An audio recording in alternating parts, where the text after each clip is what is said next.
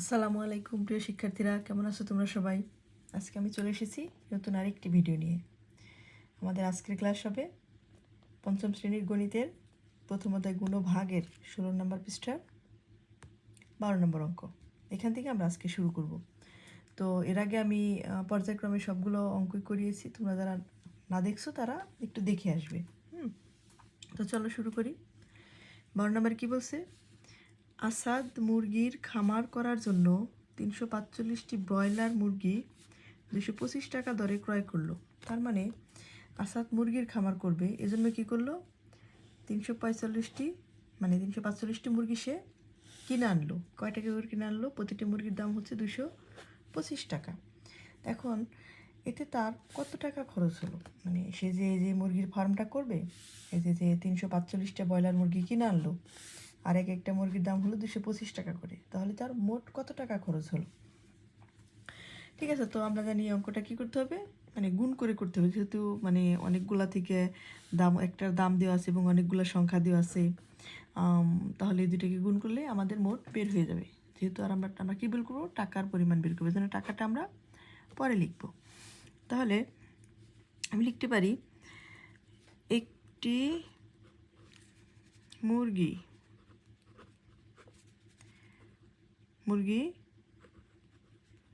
ক্রয় করতে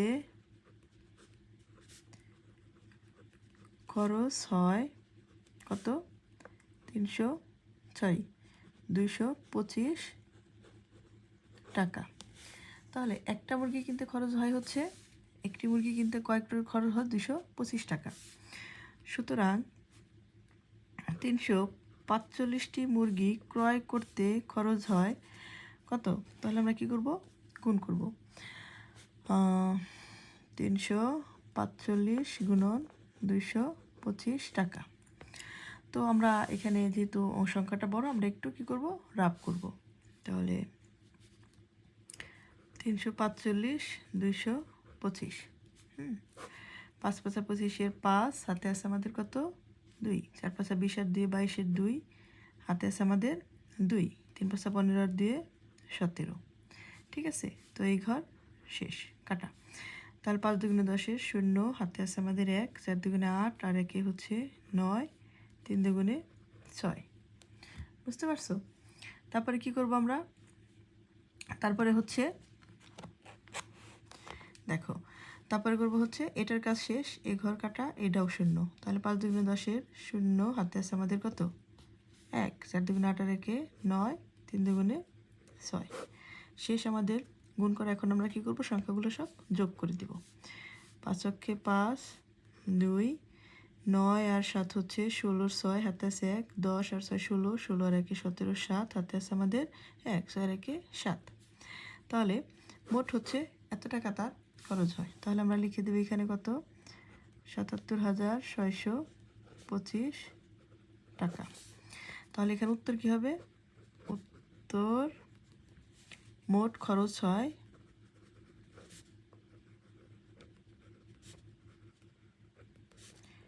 77,625 টাকা। ঠিক আছে, তো আমাদের 12 নম্বরটা শেষ হলো। এখন আমরা 13 নম্বরটা দেখব। এখন 13 নম্বর দেখো কি বলছে? একটি আলমারিতে 560টি বই রাখা যায়। তাহলে একটা আলমারিতে কয়টা বই রাখা যায়? 560টি। এরকম কতটি আলমারিতে 3,79,680টি বই রাখা যাবে? তাহলে এখানে মোট বইয়ের সংখ্যা দেওয়া আছে এবং আরেকটা ক্লু কি দেওয়া আছে? একটা আলমারিতে রাখা যায় 560টি বই। এখন দেখো, আমরা যদি ভাগ করে করে এরকম প্রত্যেকটা আলমারিতে, মনে করে এখানে একটা, এখানে একটা, এখানে একটা, এরকম যদি প্রত্যেকটা আলমারিতে 560টা বই করে রাখি, তাহলে কি আলাদা আলাদা করে ভাগ হয়ে যাচ্ছে না বইয়ের সংখ্যাটা? বইয়ের সংখ্যাটা যেহেতু আলাদা আলাদা ভাগ হয়ে যাচ্ছে প্রত্যেকটা আলমারিতে, তাহলে কি করব? আমরা এই অঙ্কটাকে ভাগ করব। ভাগ করব কি দিয়ে? এই বইয়ের সংখ্যা দিয়ে, মানে একটা আলমারিতে যে বইয়ের সংখ্যা দেওয়া আছে এই বইয়ের সংখ্যা দিয়ে মোট বইকে আমরা ভাগ করব। তাহলে বের করব হচ্ছে আমরা আলমারির সংখ্যা, কয়টা আলমারি লাগবে। তাহলে আমরা বইটা আগে লিখব, আলমারিটা পরে লিখব। আমরা লিখতে পারি এভাবে যে 560টি বই রাখা যায় একটি আলমারিতে।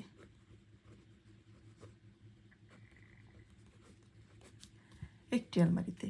তাহলে সুতরাং 3, 7, 9, 6, 8 শূন্যটি বই রাখা যায়। তাহলে আমরা তো বলেইছি যে যেহেতু এরকম প্রত্যেকটা আলমারিতে আলাদা আলাদা হয়ে যাচ্ছে, বই ভাগ হয়ে যাচ্ছে, তাহলে কি করব, এই বইয়ের সংখ্যা দিয়ে মোট বইকে ভাগ করব। তাহলে 0 ভাগ হচ্ছে 560টি আলমারিতে। তাহলে দেখো এটা যেহেতু একটা বড় সংখ্যার ভাগ, আমরা কি করব, পাশে একটু রাফ করব। তাহলে 560 ভাগ হচ্ছে 3,79,680। তাহলে এখানে ভাজকে আছে 3টা অঙ্ক, 3টা অঙ্কে কত, 560। এখানে ভাজে যদি আমরা 3টা অঙ্ক নেই বাম দিক থেকে, তাহলে হয় 379, যেটা ছোট হয়। তাহলে কি করতে হবে, আমাদের 4 ঘর নিতে হবে। 4 ঘরে কত হয়, 3,796। তো আমরা কি করব, আমরা সাধারণত বামের ঘরের যে সংখ্যাটা আছে এটার নামটা গুনতে থাকবো যতক্ষণ পর্যন্ত না 37-এর সমান বা ছোট হয়।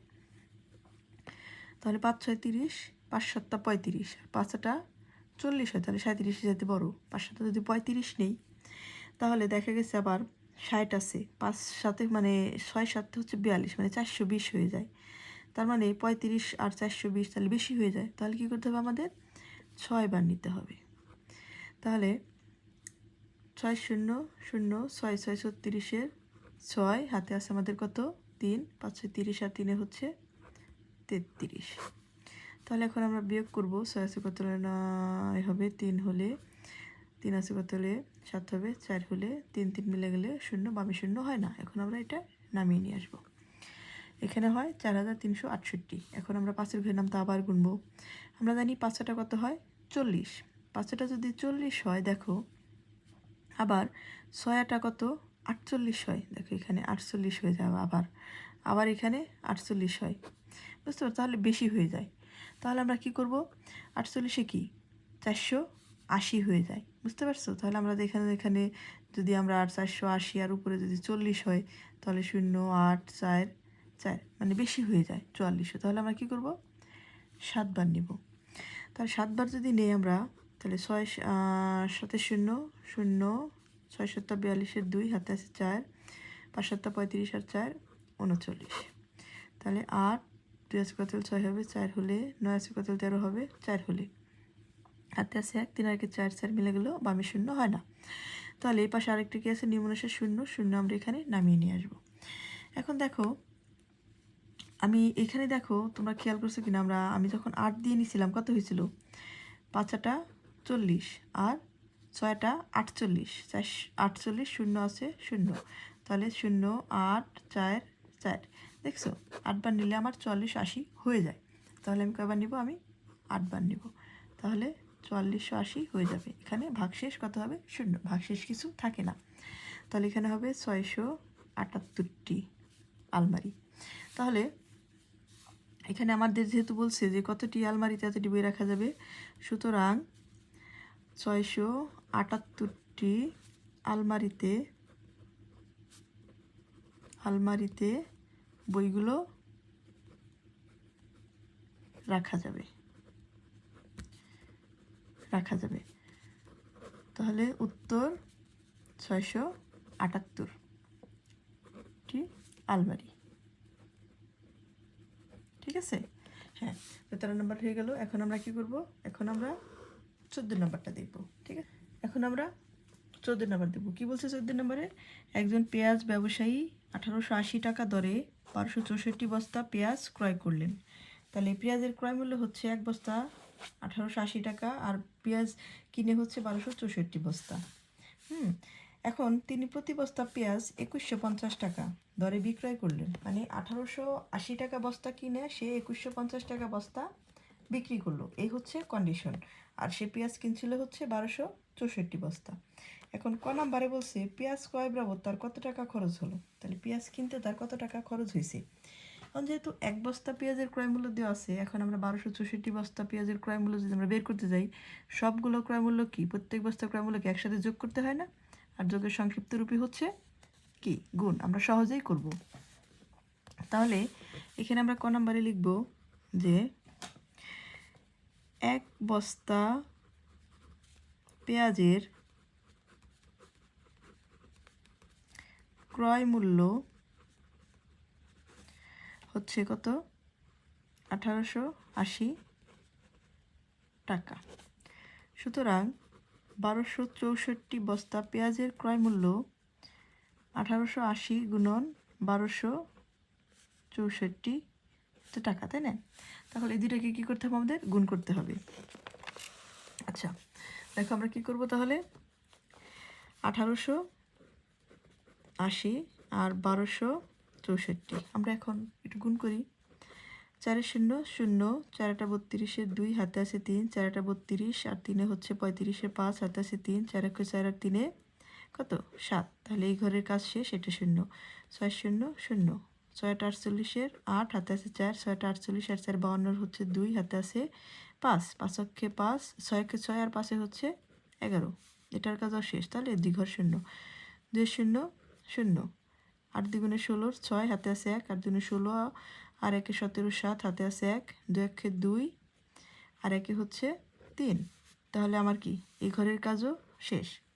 তাহলে এগুলো সব শূন্য। তাহলে 1 শূন্য কি শূন্য, 8 অক্ষে 8, 8 অক্ষে 8, 1 অক্ষে 1। তাহলে শেষ। আমরা এখন কি করব, যোগ করব সবগুলো। 0 0 যোগ করলে 0, 2 যোগ 2, 8 আর 5 13, 3 হাতে আছে আমাদের 1, 6 আর 7, 7 আর 2 হচ্ছে 9, 9 আর 7 হচ্ছে 16, 6 হাতে আছে 1, 8, 8 আর 7 হচ্ছে 15, 15 আর 1 16, 6 হাতে আছে 1, 9, 9 আর 3 12, 12 আর 1 হচ্ছে 13, 3 হাতে আছে 1, 1 আর 1 2। তাহলে দেখো আমাদের ক্রয় মূল্য বের হয়ে গেছে।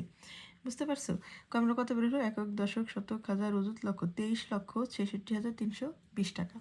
তাহলে আমাদের 1264 বস্তা পেঁয়াজের ক্রয় মূল্য হচ্ছে কত, 23,66,320 টাকা।